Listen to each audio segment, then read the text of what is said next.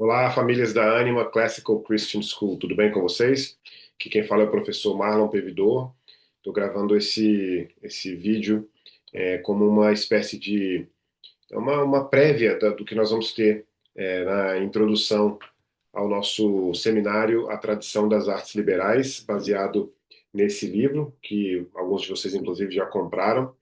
E eu quero usar a oportunidade desse vídeo aqui para duas coisas. Primeiro, para uma espécie de aperitivo, né? Uma espécie de um gostinho do que vocês vão ter pela frente, né?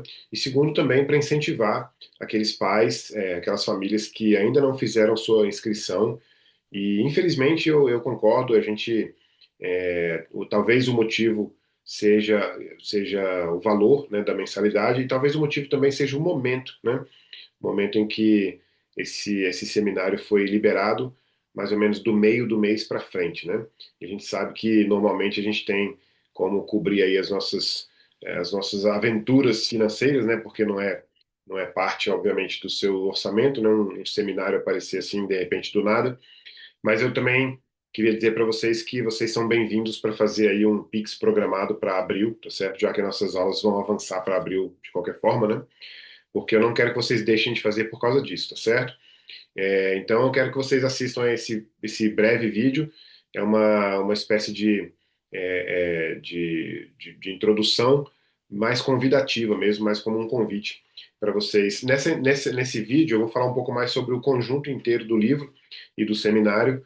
E no dia da introdução, que é a primeira aula, que vai ser na terça-feira, dia 24 de março, eu vou fazer só a parte do texto mesmo que compõe a introdução, tá certo?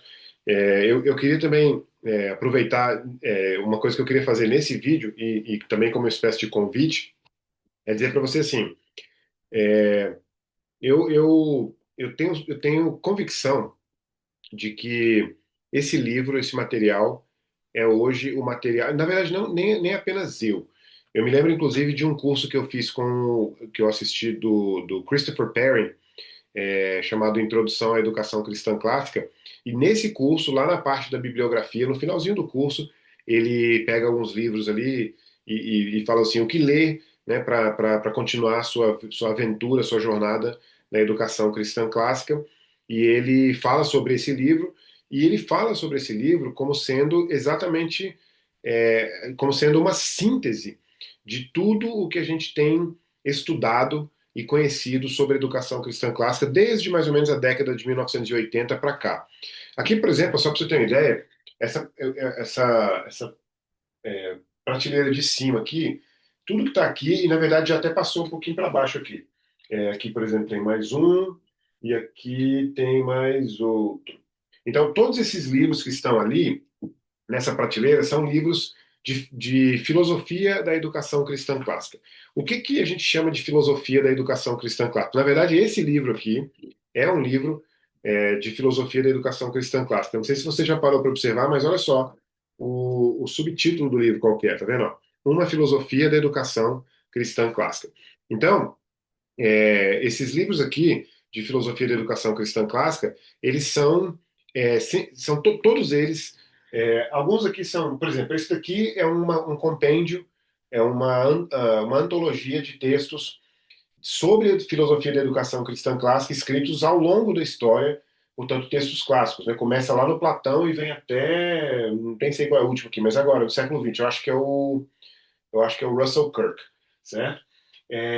Esse aqui, por exemplo, é um livro cujo objetivo, o escopo é mais ou menos parecido com o da educação cristã clássica, mas não alcança, né, não alcança tamanha envergadura, que é sabedoria e eloquência. Aí aqui a gente vai ter como ler livros, o famoso livro do Mortimer Adler, né? A gente vai ter aqui como pensar sobre as grandes ideias. Aqui eu tenho um que é só de trivium, só de trivium, só de quadrivium. Esse aqui é uma espécie de filosofia da educação cristã clássica para homeschooling, né? Hugo de São Vitor, né? O Didascalicon. Esse aqui é um de crítica à educação moderna, à sociedade sem escolas, celebração da disciplina, que eu coloquei aqui mais para ficar perto dos outros. Esse daqui é um livro interessante, não é um livro bom não, mas a ideia dele é muito legal, chama Cultura Geral.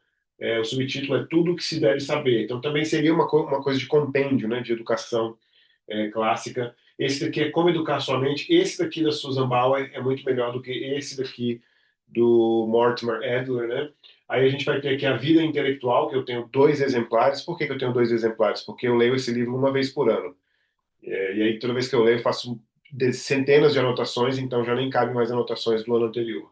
E a gente tem aqui o Douglas Wilson em Defesa da Educação Cristã Clássica, e a gente tem um outro aqui ensinando o Trivium, que é para homeschooling também, só que esse essencialmente bíblico, o da Susan Bauer é bem menos bíblico, né? O que eu quero dizer com tudo isso é o seguinte: todos esses livros aqui, e é claro, dezenas de outros que eu não tenho aqui, são livros que foram escritos a partir da década de 1980 com o objetivo de resgatar, em alguma medida ou em alguma área específica, a educação cristã clássica, tal como ela foi posta desde Platão, pelo menos, até aqui. Até aqui não, eu geralmente marco ali o ano 1750, 1800, algumas pessoas marcam, o próprio autor aqui marca 1900, né, quando a gente tem a consolidação da educação moderna. Na minha opinião, a educação moderna começa a partir de 1750, para marcar uma data certinha, né? Começa com o Iluminismo, e alguns autores dizem que mesmo depois do Iluminismo ainda havia resquícios da educação clássica, é verdade isso. O próprio C.S. Lewis, por exemplo, diz que ele foi ensinado, talvez na década de 20, 30, né? 20, não, menos, no final do século XIX e início do século XX, década de 1890, década de 1910, né? Ainda foi ensinado numa escola de gramática, tal como era a tradição. Mas por que eu estou dando essa introdução desse jeito? Para te dizer o seguinte: está diante de vocês um seminário, que é o que a gente vai começar na terça-feira, que aborda um livro, que é baseado em um livro. Esse livro, eu posso dizer para vocês, sem nenhuma sombra de dúvida, que é o melhor compêndio, é a melhor compêndio não, a melhor síntese da educação cristã clássica, ponto final. Não há outro no mundo hoje. Esse livro mereceria algumas atualizações. Eu até lamento um pouco que um dos autores, o Kevin Clark, não deu continuidade exatamente no material que esse livro produziu. Mas o Ravi Jain, que é a parte mais quadrivium desses dois autores, ele deu continuidade, escreveu inclusive um livro que eu esqueci o título dele agora, mas eu estou em vias de comprar esse livro. Ele está bem caro porque ele é americano, ele ainda não está traduzido. Ele tem a ver essencialmente com filosofia natural. Então eu quero dizer para vocês assim, o seguinte: não percam a oportunidade de fazer esse seminário, porque eu tenho certeza que você vai transformar a sua visão de educação como um todo depois desse seminário, assim como a minha mente foi transformada a partir desse livro. Eu já li esse livro 3 vezes inteiro. Eu tenho também dois exemplares, porque o primeiro exemplar já não cabia mais anotações. Ó, tem aqui o primeiro, o antigo, né? E tem esse aqui que é o mais novo. Então, assim, o antigo simplesmente já não cabia mais lugar para fazer anotações. E aí, ó, por exemplo, uma página como essa aqui, ó, cheia de anotações. Essa aqui nem está tão repleta de anotações, há outras com muito mais anotações. Mas eu geralmente faço isso. Quando um livro é muito importante para mim, quando um livro chama muito minha atenção, eu geralmente compro um exemplar novo quando existe, para começar do zero, né? Começar do zero não, mas para começar de novo. Então, não percam a oportunidade de fazer esse seminário conosco, porque eu acho que se você não fizer, porque você absolutamente não terá tempo. Aliás, eu até queria fazer uma proposta para você. Se você não tem tempo de assistir às aulas ao vivo comigo, mesmo assim, faça a sua inscrição para você depois assistir aos vídeos, porque a gente vai deixar os vídeos gravados com o objetivo de que aqueles que estão inscritos e que perderem uma ou duas das aulas possam depois retomar, assistir, inclusive antes da próxima, né? De repente você não pode assistir uma aula numa terça-feira à noite, então na quarta-feira durante o dia ou na quarta-feira à noite você assiste para que na próxima quinta você já venha com a sequência do conteúdo, né? Então, mesmo que você não possa, vamos supor, você tem um compromisso exatamente na terça e na quinta à noite, faz a sua inscrição, os vídeos vão ficar gravados e reservados para você, e depois você pode fazer. Inclusive, até melhor ainda, você pode fazer, sabe o quê? Se você não pode por causa de tempo, vamos supor que você não possa na terça e na quinta, você faz a sua inscrição, e quando o vídeo da terça-feira ficar pronto, eu já vou liberar ele exatamente na terça, logo depois da aula, 1 hora mais ou menos depois da aula, 1 hora e meia, aí você já pode assistir no dia seguinte. Então você vai acompanhar a turma junto com a turma, só não estará no mesmo vídeo, na conferência lá, na videoconferência ao vivo, né? Eu quero fazer um comentário agora sobre uma introdução sobre o conteúdo de fato. E nessa introdução, nesse conteúdo, eu quero que você preste muita atenção, porque eu acho que o maior valor desse material, e na verdade ele tem muitos valores, né? Mas, por exemplo, em primeiro lugar, ele apresenta um modelo completo para um currículo. Lembrando que o currículo não é necessariamente o plano de aula, né? O currículo é até importante a gente entender isso, até porque tem um capítulo lá ao final, quando a gente fizer o penúltimo capítulo, o capítulo que trata da teologia, a gente vai falar sobre vocação, cultura e currículo. Hoje mesmo a gente vai falar um pouco sobre isso, porque eu quero fazer uma introdução abordando todos os aspectos, mas você vai ver que esse livro apresenta, olha só como é que como é que ele tem uma envergadura enorme. Ele apresenta um currículo, eu não estou nem seguindo uma ordem aqui, aliás, eu vou seguir a ordem. Ele apresenta uma justificativa para uma educação cristã clássica, ele apresenta uma origem da educação cristã clássica, e eu quero propor para você que você abra sua mente para entender que essa origem não é aqui na Terra, essa origem é na eternidade. É Deus que encaminha a humanidade para aquilo que a gente tem aqui. Eu até acredito, inclusive, sem nenhum medo de errar, que Deus está se agradando do tempo que nós estamos vivendo, porque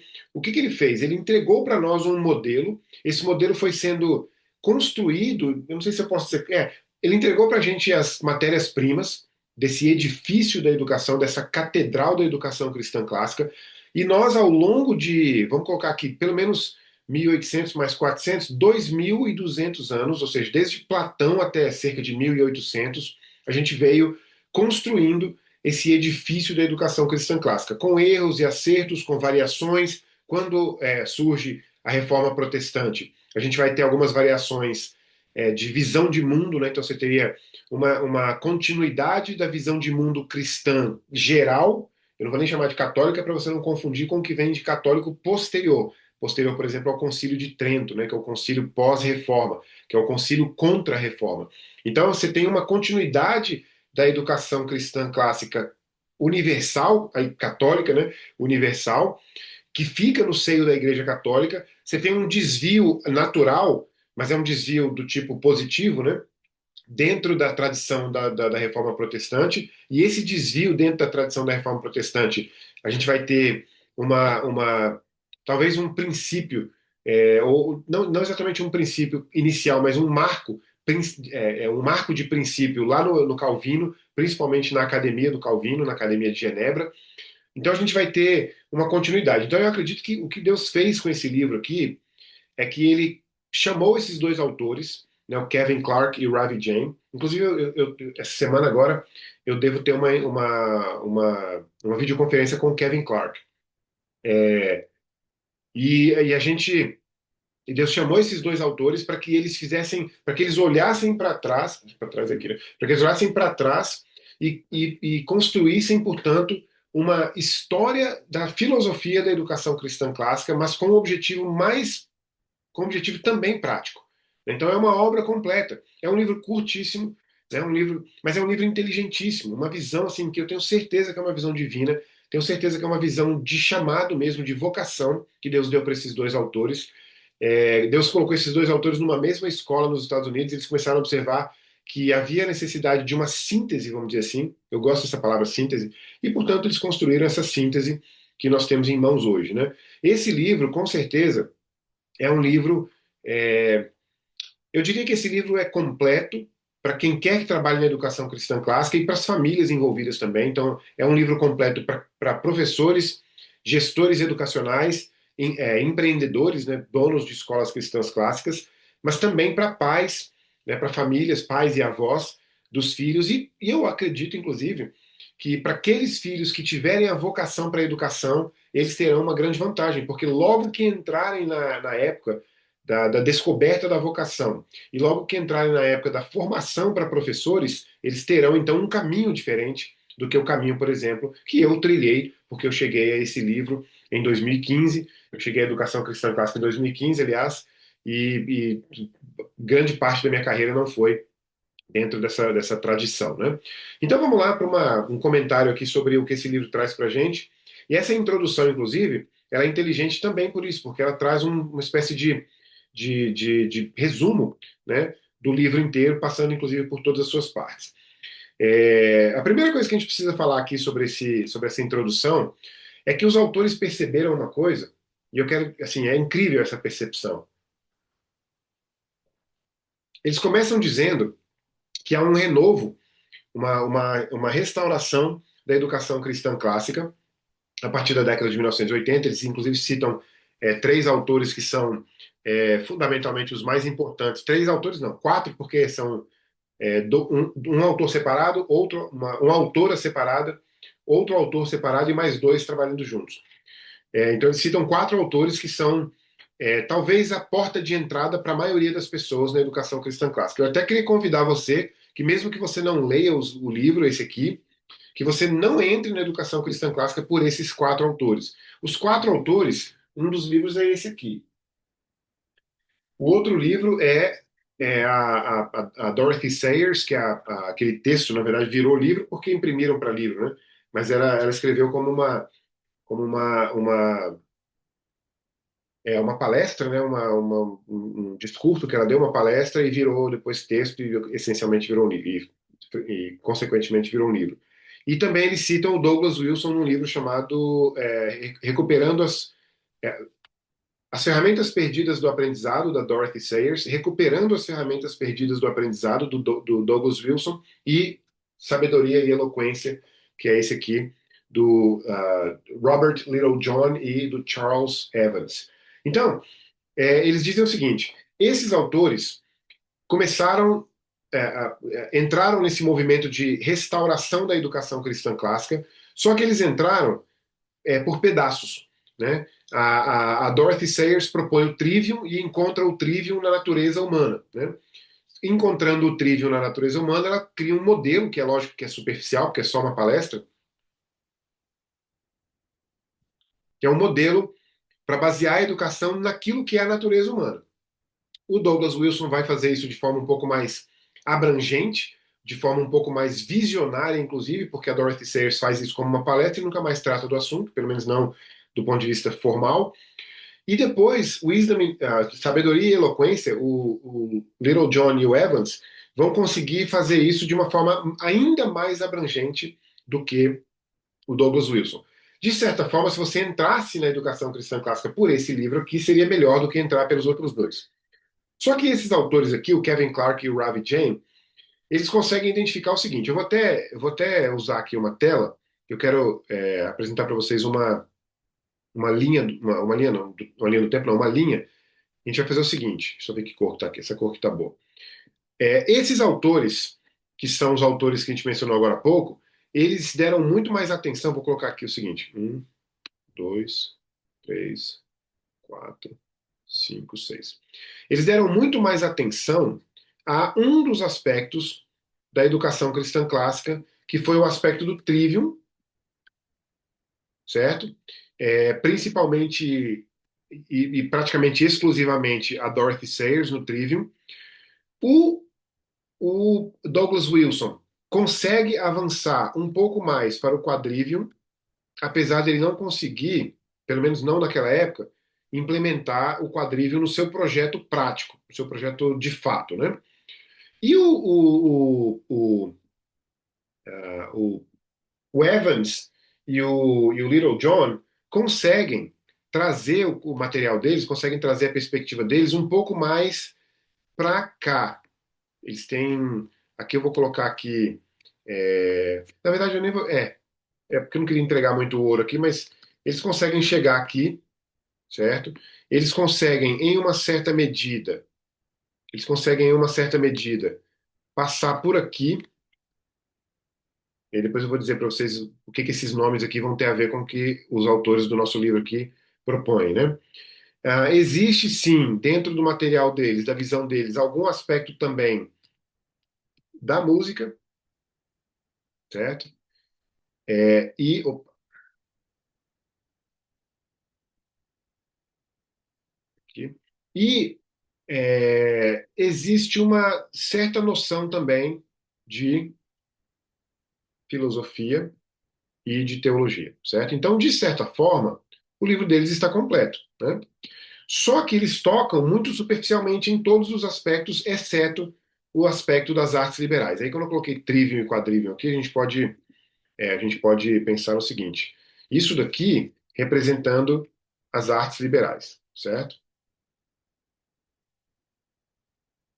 Então, olha só qual é a ideia. A ideia é que os autores aqui, Kevin Clark e Ravi Jain, conseguiram perceber que ao longo da história da educação cristã clássica, e aliás, ao longo da história da educação clássica, que depois vai ser cristã clássica, porque começa no Platão, que obviamente não é cristão, eles conseguiram identificar que existe muito mais do que o que foi dito, por exemplo, do que foi trazido, por exemplo, pelo Little Johnny Evans. Então eles conseguem fazer tudo isso aqui, que a gente vai chamar de PGMAFT, a gente não, eles, né? Eles chamam no próprio livro, né? Isso daqui eles chamam de paradigma PGMAFT. PGMAFT. Então, o PGMAFT aqui significa exatamente essas coisas aqui, ó. Piedade, ginástica, música, A de artes liberais, F de filosofia e T de teologia. É claro que em inglês muda aqui para P, né? Porque é filosofia com P em inglês. Philosophy. Então, esse paradigma PGMAFT é o que os autores apresentam nesse livro, só que eles apresentam de uma forma, não apenas eles apresentam de forma mais profunda do que Little Johnny Evans, mas eles também dão uma atenção semelhante a todos os aspectos que o Little Johnny Evans não conseguem fazer ou não fazem de propósito. Aliás, o Little Johnny Evans tem até uma pegada um pouco mais voltada para a prática da própria escola. Eles, inclusive, como diretores de escola, têm essa visão de diretores de escola, né? Então, a gente começa com essa ideia de que existe um. Ele tem uma frase que ele diz assim: a educação cristã clássica, ao longo da história, é muito mais do que trivium, é muito mais do que artes liberais. E aí, eles apresentam as artes liberais. Olha que interessante isso. Vou voltar aqui para aquele quadro, porque se a gente falar sobre artes liberais, por dois motivos a gente deveria falar sobre artes liberais. Primeiro, porque o próprio título do livro é esse, né? A tradição das artes liberais. E segundo, porque nós, na, na, na, no momento que nós vivemos da educação clássica, da educação cristã clássica, a gente está, sim, mesmo que a gente não queira admitir, a gente está, sim, muito mais voltado para a mentalidade do trivium e do quadrivium, né? E eles são uma parte, inclusive, uma parte apenas da educação clássica, né? Então vamos mudar aqui a cor desse lápis para dizer, para mostrar para vocês o seguinte. Olha só que interessante.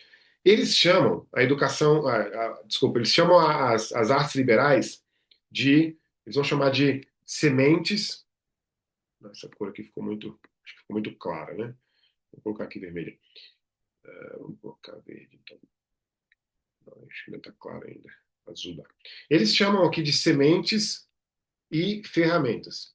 Ora, mas pensa bem, pensa comigo que interessante. E aliás, eu quero dizer para vocês, isso que eu vou dizer agora eles não dizem no livro, mas a gente pressupõe a partir de várias leituras. Olha só que interessante. Se eles propõem que as artes liberais são sementes e ferramentas, concorda comigo que semente é algo que é anterior, não é? Porque você planta primeiro a semente para depois colher. Ferramenta é algo atual, no sentido de que eu estou usando a ferramenta para um projeto posterior, concorda? Então, por exemplo, quando eu preciso tirar um parafuso, eu preciso de uma ferramenta, que é a chave de fendas, mas eu tenho um objetivo lá na frente. Então, a ferramenta está sendo usada no presente com olhar para o futuro. Eu uso a ferramenta como um instrumento para, né? Eu gosto dessa palavra para, eu sempre marco ela no livro como a seta para frente, porque um para significa que aqui tem alguma coisa com um objetivo à frente, né? Então, eles apresentam as artes liberais como sementes e ferramentas. Mas veja que interessante.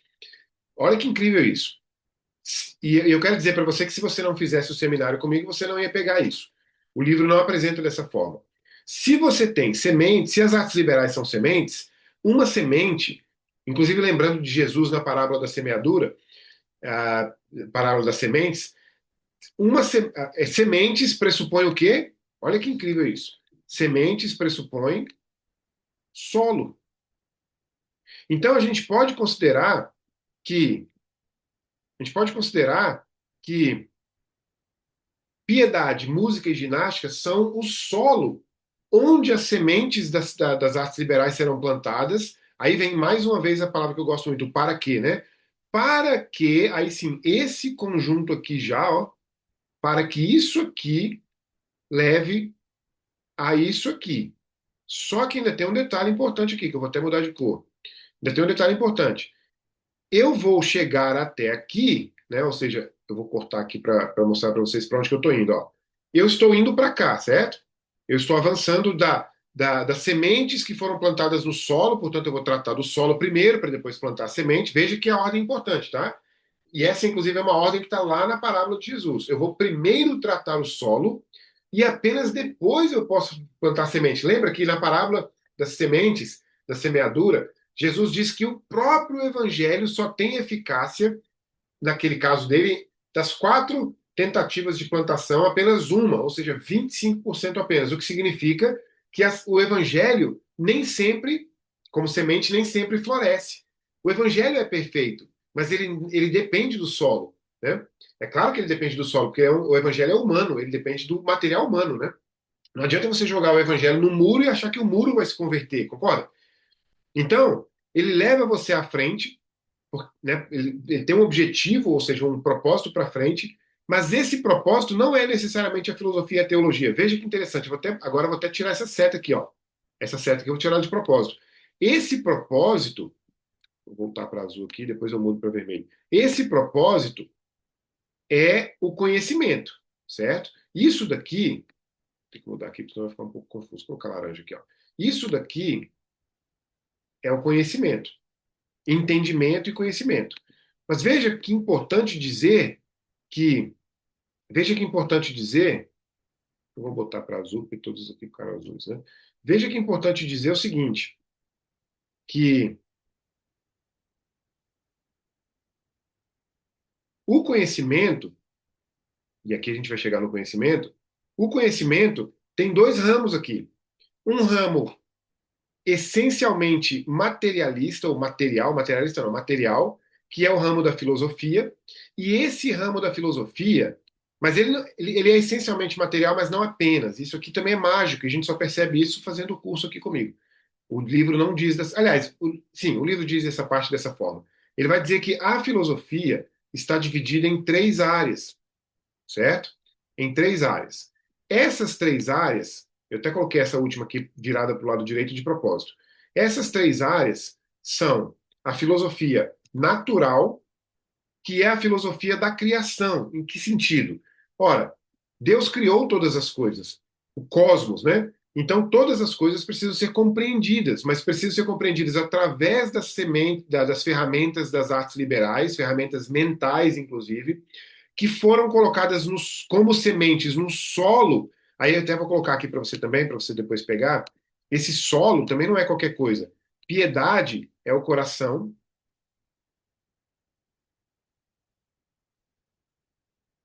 certo? A piedade é o coração.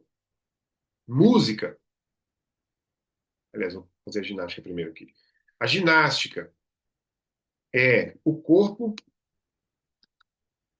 e as coisas relacionadas ao corpo, e a música é a mente. Só que já em preparação para um outro aspecto da mente, que são as artes liberais. Elas são essencialmente mentais, né?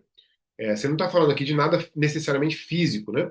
Então, voltando aqui na filosofia, você terá a filosofia natural, você terá a filosofia moral. Olha que lindo isso, porque a filosofia natural vai permitir que você conheça a criação de Deus, o cosmos. Eu até diria que a história da criação está dividida em 3 áreas que a filosofia cobre.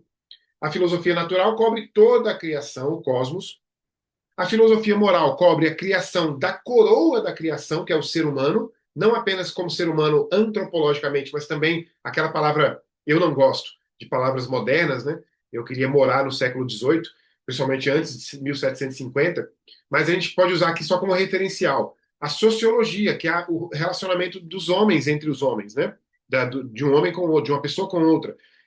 Mas, na verdade, a gente pode tirar a palavra sociologia e pensar, sabe em quê?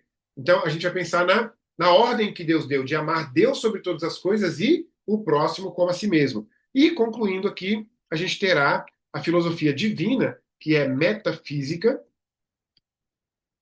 E aí, quando a gente. Olha só, então, a gente preparou o solo, o coração, o corpo e a mente, através da piedade, da ginástica e da música. Isso tudo é o nosso solo que a gente preparou. As sementes, que são as artes liberais, foram plantadas nesse solo preparado. As próprias artes liberais se tornam ferramentas para eu alcançar conhecimento que é de ordem filosófica e, sendo filosófica, de ordem natural, moral e metafísica. Meta significa além, físico significa fora do físico, fora do natural. Então, você estuda o natural, o homem que está no natural com seu relacionamento com o próximo, e o físico, desculpa, o meta natural, metafísico, sobrenatural, que é a culminação de todas as coisas. A culminação de todas as coisas. Tudo que a gente está fazendo na educação clássica é para chegar aqui, ó. Tudo que a gente está fazendo na educação clássica é para chegar aqui, ó. O objetivo é Deus. Todas as coisas começam em Deus e voltam para Deus. Eu tenho certeza que nenhum de nós aqui tem dúvida disso. Todas as coisas começam em Deus e voltam para Deus. Então, esse quadro é o que os autores propõem aqui.